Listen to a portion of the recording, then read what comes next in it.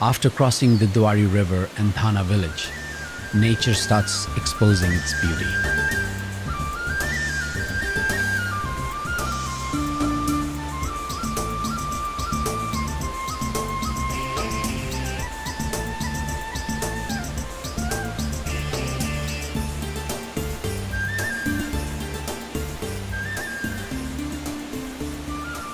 The scenic beauty of Rupse Waterfall makes me stand and watch its choreography.